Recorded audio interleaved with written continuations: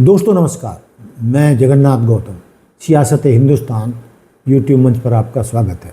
दोस्तों, आज मैं जो आपके सामने मुद्दा रख रहा हूं वो बहुत ही महत्वपूर्ण है और सबके लिए सुनना ज़रूरी है, इसलिए इस छोटे से वीडियो को शुरू से लेकर अंत तक आप अवश्य देखें। दोस्तों, मुद्दा क्या है कि दिल्ली, फरीदाबाद, गुड़गांव के आसपास जो अरावली पर्वत हैं, पर्वत श्रृंखलाएँ हैं, उनमें अवैध खनन के चलते बहुत सारी गहरी झीलें बन गई हैं, जिनमें अक्सर युवक युवतियां रील बनाने के लिए या उनमें नहाने के लिए चले जाते हैं और फिर लौट कर वापस नहीं आते। दोस्तों, ये झीलें नहीं बल्कि मौत के कुआं बन चुके हैं और मौत युवक युवतियों को अपनी तरफ खींचती है और अपने पास बुलाकर काल के गाल में समा देती है। इस तरीके से इस दौरान कुछ वर्षों में दर्जनों युवक युवतियां इन झीलों में मौत के गाल में समा गए हैं। दोस्तों, जैसा कि मैंने बताया कि ये अवैध खनन के माध्यम से गहरी गहरी झीलें बन गई हैं, नीचे से पानी आ गया है, ऊपर से बरसात का पानी होता है। इनकी गहराई 10 फीट से लेके 50 फीट तक है। जो युवक युवतियां इनमें नहाने के लिए या रील बनाने के लिए उतरते हैं, एक बार उनका पैर फिसला या वो नहाने के लिए गए, फिर वो ऊपर आ नहीं पाते और वो उस घर का चिराग बुझ जाता है, चाहे बेटी हो या बेटा। दोस्तों, जैसा कि मैंने बताया कि अब तक इन झीलों में कई दर्जन युवक युवतियां अपने जीवन से हाथ धो बैठे हैं। दोस्तों, लेकिन सवाल ये पैदा होता है कि इन अवैध झीलों में जो युवक युवतियां जान दे रहे हैं और कई परिवारों के चिराग बुझ रहे हैं और कई दर्जन परिवार अपने बेटे बेटियों को खोकर जिंदा लाश बन चुके हैं और बेसहारा हो चुके हैं। आखिर इन मौतों के लिए जिम्मेदार है कौन? मैंने जितनी जानकारी इकट्ठी की है उसमें अब तक 50 युवक युवतियों से ज़्यादा इन झीलों में डूबकर मर चुके हैं। तो दोस्तों, इन युवक युवतियों को मरने के लिए किसने छोड़ा है? दोस्तों, ज़रूरत तो इस बात की है कि माइनिंग विभाग और स्थानीय पुलिस प्रशासन की सबसे बड़ी ये लापरवाही है कि इन झीलों के आसपास फेंसिंग यानी घेराबंदी और चेतावनी के बोर्ड केवल कागजों पर या कुछ मुख्य रास्तों तक सीमित है। प्रतिबंधित क्षेत्र होने के बावजूद पर्यटकों की एंट्री आसानी से हो जाती है। दोस्तों, इन झीलों का अस्तित्व भी गैर कानूनी माइनिंग की देन है। बिना किसी सुरक्षा मानक और योजना के पहाड़ खोद कर गहरे गड्ढे खोद दिए गए हैं, जो बाद में बारिश के पानी से भरकर या नीचे से स्रोत से आए हुए पानी से मौत का जाल बन चुके हैं। दोस्तों, ऐसा नहीं है कि जो युवक आते हैं वो पढ़े लिखे होते हैं, नौजवान होते हैं, उनकी भी लापरवाही कही जाएगी। प्रशासन द्वारा धारा 144 लागू होने के बावजूद, चेतावनी के बावजूद युवा एडवेंचर के चक्कर में यहाँ पहुँचते हैं। इन झीलों की गहराई का अंदाज़ा लगाना मुश्किल है।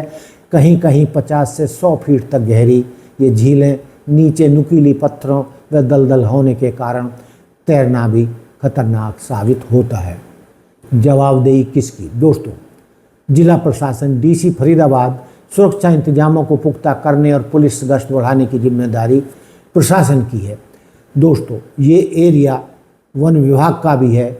वन विभाग और माइनिंग विभाग, ये क्षेत्र वन विभाग के अंतर्गत आता है। माइनिंग बंद होने के बाद इन गड्ढों को भरा जाना चाहिए था या उन्हें सुरक्षित पर्यटन स्थल के रूप में विकसित किया जाना चाहिए था। लेकिन दोस्तों, दोनों ही मामलों में प्रशासन नाकामयाब रहा।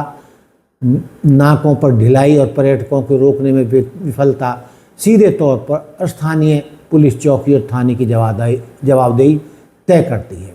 अब सवाल ये है कि ये नौजवान वहाँ पर कब तक जाकर मरते रहेंगे? ये खूनी झीलें उन्हें कब तक अपने पास बुलाकर मौत के मुंह में सुलाती रहेंगी। जब तक प्रशासन झीलों को पूरी तरह सील बंद नहीं करता और सख्त 24 घंटे पेट्रोलिंग सुरक्षा नहीं की जाती, तब तक ये झीलें मासूमों की जान लेती रहेंगी। इसके अलावा समाज को भी जागरूक होना चाहिए कि ये झीलें पिकनिक स्पॉट नहीं बल्कि मौत के गहरे गड्ढे हैं। लेकिन उसके बावजूद ये युवक युवतियाँ किसी के कहने से नहीं रुकते।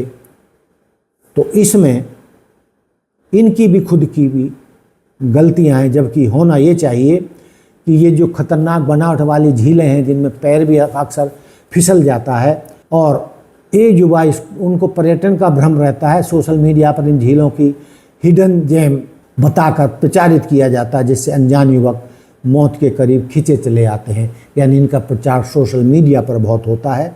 दोस्तों, सवाल ये है कि प्रशासन इन युवकों की जान बचाने में क्यों कामयाब नहीं हो रहा है।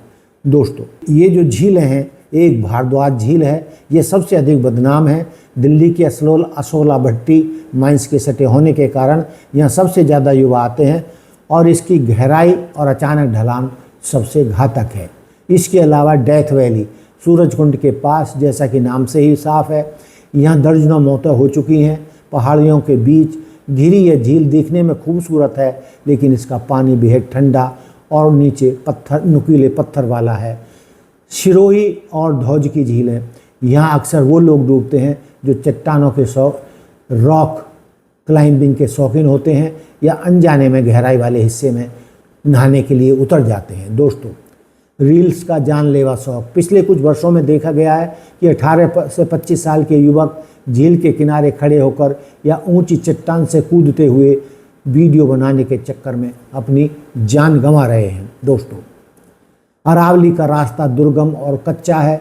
जब यहाँ कोई डूबता है तो एनडीआरएफ या स्थानीय गोताखोरों को पहुँचने में घंटों लग जाते हैं, जिससे बचने की गुंजाइश लगभग ख़त्म हो जाती है।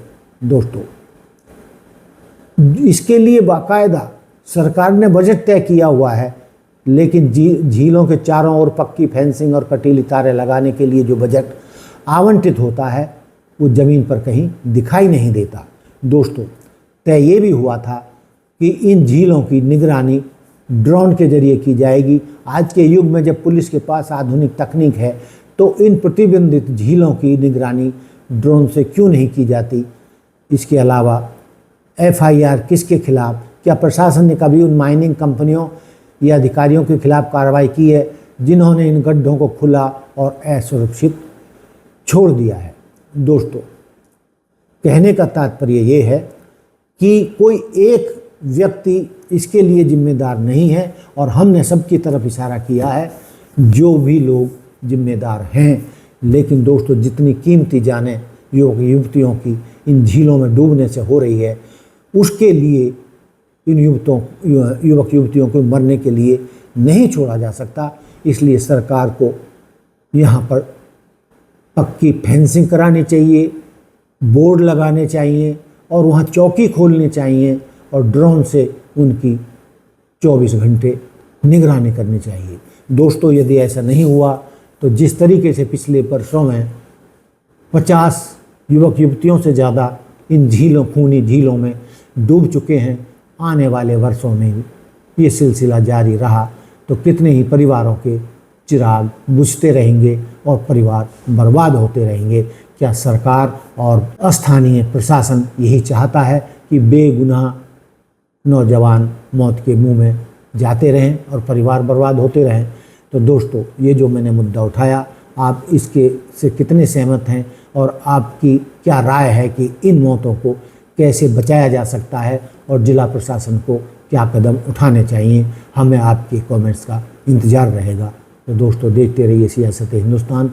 जय हिंद, जय भारत, जय संविधान। नमस्कार।